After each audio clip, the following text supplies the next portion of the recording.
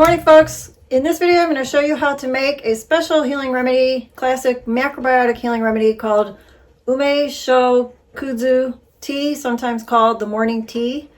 And there's many variations to it, but let me show you the basic recipe and you can read more about all the benefits and find the recipe on my website as well. So first, let me start off by showing you the base of the tea that we use.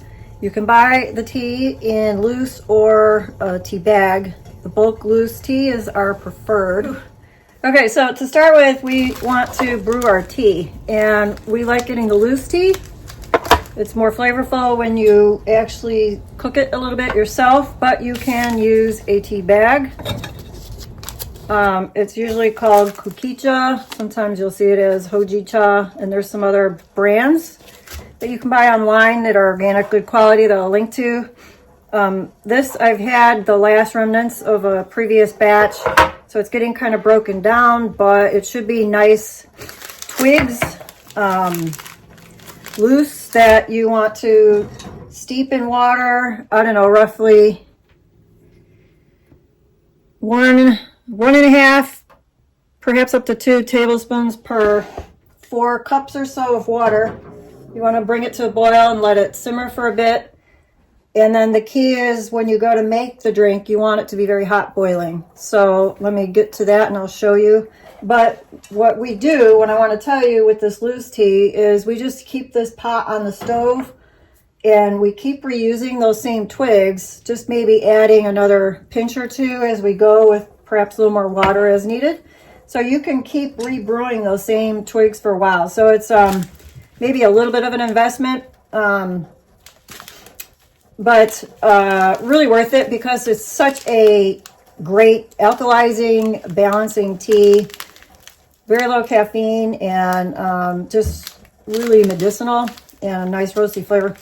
But anyway, in some cases you'll see that the name of this healing tea I'm going to make for you is Ume Sho Bancha tea. So instead of this roasted roasted twig tea, the twigs of the branch, they may use the tea leaves itself, which would be a bancha tea.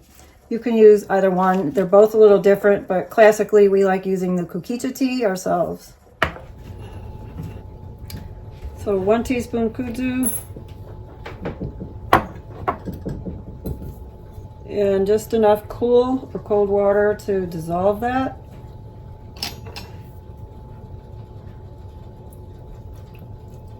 Maybe about a tablespoon.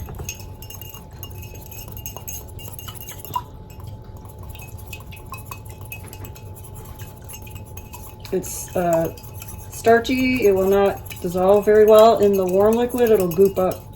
So you want to do this first in the cool water.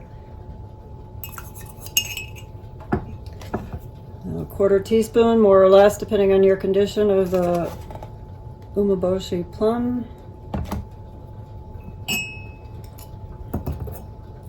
It could be the paste or the plum. So you would just use some of the flesh of the plum if you have it. Just spoon all the rest of it out. And that kudzu dust.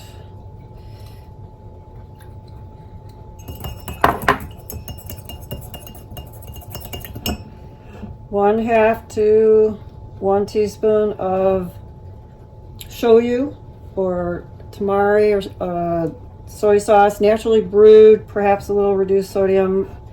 How much you use, again, is going to depend on how much you need based on your condition. But start with maybe a half teaspoon and see how it is. So then dissolve that. And then I'm going to just see if I can get any more juice out of this ginger here that I grated earlier. Not much. Probably can get all I need by just adding some of the tea to this and scraping it all out. There we go. That's better. Several drops of the ginger juice. Now you could just mince the ginger and put it right in the cup. Or another option is to put some of this in here So as you strain the tea through, you'll get more of that juice out. And as I'll show, this really needs to be boiling because it doesn't work as well when you don't have it boiling. Then you got to put it back in there so that it boils, so you get to where it goes from this white creamy looking to more of the clear brown look of the Kudzu tea itself. So here's the tea. It's got a nice brown color. I'm going to add just only about half full.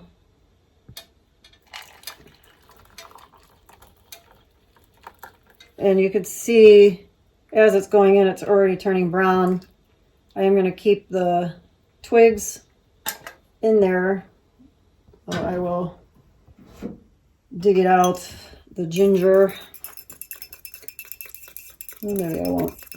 Anyway, see, it turns brown. That is how it should work versus these other examples I'll show you when it doesn't work, so you can see the difference and know how to correct it. That is your Ume Sho for shoyu, which is the more expensive but highest quality, naturally brewed soybean that's gone through such a process. There's more live enzymes and cultures in it, like as if you were eating yogurt or eating miso. You get the health benefits, so you get more for what you pay for. But that is the morning drink, Ume Sho Kudzu. And you can make just a plain kudzu tea, and I explain the difference and give a little history of the kudzu root and how it's also used in Chinese medicine on my website, which will be an article I will have up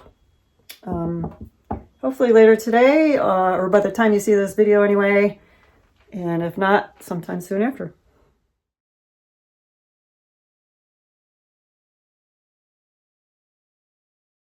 What you don't want is still white. It should turn clear. The tea is not hot enough. It is just swirling. So if that's the case, then you want to put it back in the pot and heat it until it turns clear. Okay, so this is how you want it to look. We just had a little mishap because I had already made my tea and it was in the pot heating up separate from the plain Kudzu tea, and mine wasn't hot enough when you put it in. You want to make sure that the twig tea is quite hot, boiling, so that it will dissolve the kudzu. So anyway, you got to see what it looks like if it doesn't work, and then you just put it all back in a pot, bring it to a boil, and you can see how it goes from a bit of a chalky white color that it was to more of the clear brown look of the tea.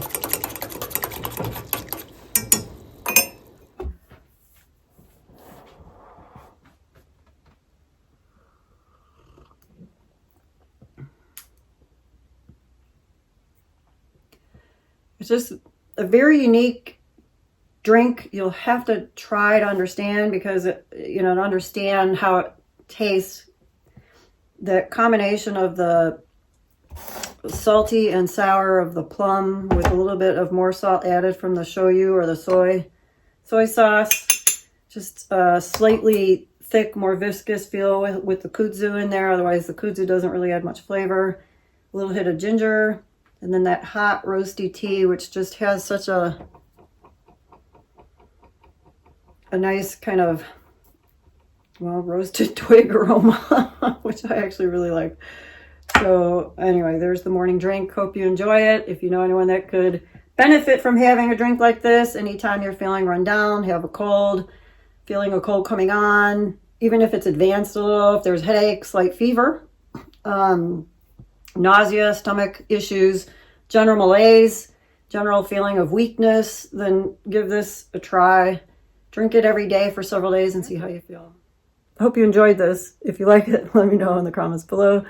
Subscribe, share it to anyone you know who could use a little of this, and I'll see you next time. Bye-bye.